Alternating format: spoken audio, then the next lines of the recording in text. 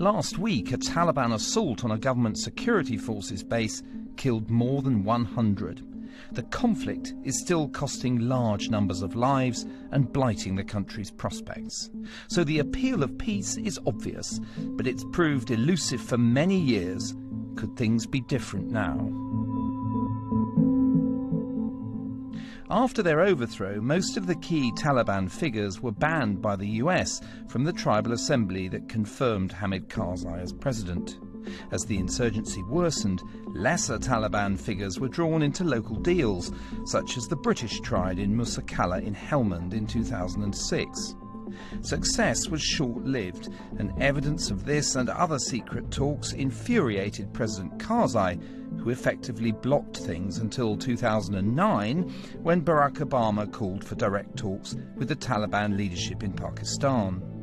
Those secret contacts produced little, not least because Pakistan didn't want peace then. It was only when President Trump launched the latest initiative in July last year that Afghanistan's powerful neighbour gave the Taliban the green light. I think the really surprising thing has been the role of Pakistan. It has really been very helpful. I spoke to some of the American officials and other diplomats in Islamabad, and they've all got nothing but praise for the role Pakistan has played. The latest talks held in the Qatari capital Doha have succeeded to the point of establishing a broad framework, effectively trading a withdrawal of foreign forces for a Taliban promise not to harbour foreign militants. But to push beyond this, some kind of power sharing will be needed, and the Taliban have so far refused to deal direct with the government of Afghan President Ghani, who last night addressed the nation, challenging the insurgents to take the next step. We want peace. We want it fast, but we want it with a plan. The plan is very important because we don't want to repeat the past mistakes. Last summer, a ceasefire for the holy festival of Eid produced scenes of fraternisation between Afghan forces and insurgents. The promise shown in these moments spurred the peace talks a few weeks later. The parties are now trying to arrange a longer-term cessation, and if that works, the really tricky conversations about power sharing might begin.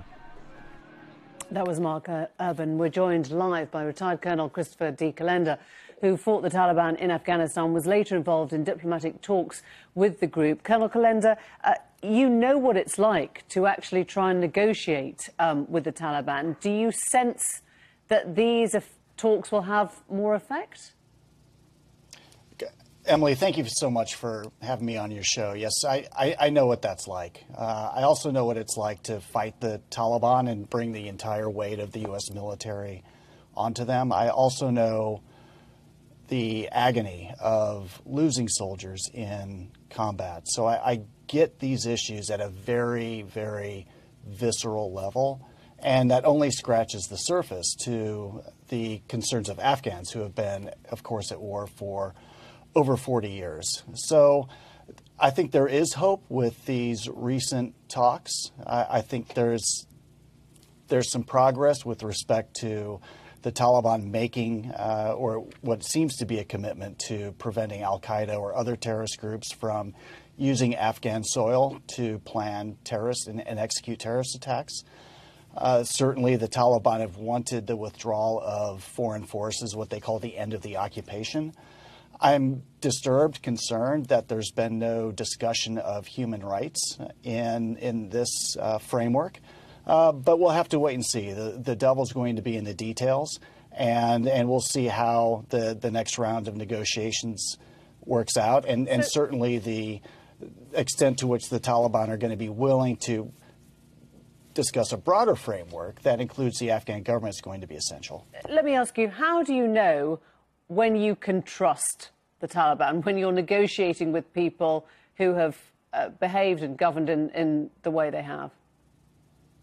Right. It's a very important question, and I think any peace process has got to take a very incremental, step-by-step approach to test the bona fides of, quite frankly, of all parties, the Taliban certainly. And and requiring them to make credible commitments along the way. So I'd be very concerned about a peace process that just simply aims for a deal, tries to swing for the fences, and runs a high risk of striking out. I'd have much more confidence in a peace process that took a step-by-step approach that ensured that the Taliban and the Afghan government and the United States, everybody ought to be making credible commitments along the way to build a sense of confidence that peace is really possible. As you say, you have seen this conflict from all sides. Does the last 17 years make sense to you? Was it worth it to have arrived at this point?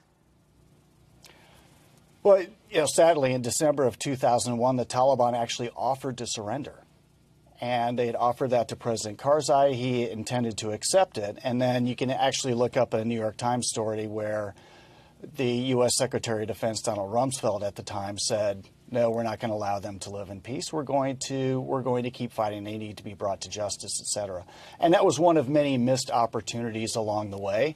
When we were talking in 2010 to 2012, the Taliban expressed a willingness to talk with the Afghan government after a set of confidence-building measures, none of which included a withdrawal of U.S. forces. So unfortunately, as time has elapsed, the United States and the Afghan government have lost leverage. And so hopefully we will not lose this opportunity. We all know or can sense that disaster may be only 280 characters away.